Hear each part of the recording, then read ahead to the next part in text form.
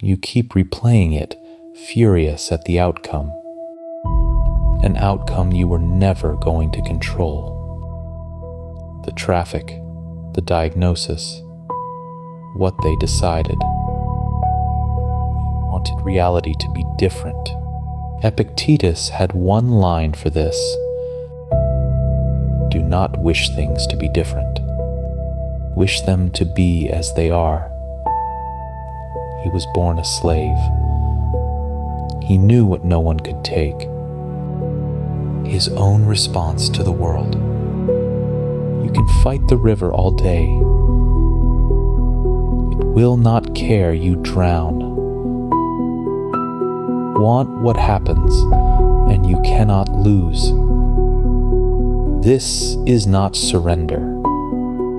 It is aligning with what is already true. The deadline moved. The plan broke. Meet it exactly as it is. Then act clearly from there. Freedom is dropping one demand. The need for life to obey you. Drop it, and the weight lifts. You stop arguing with reality, and reality stops being your enemy. Tomorrow something will not go your way. Meet it, notice you are still free.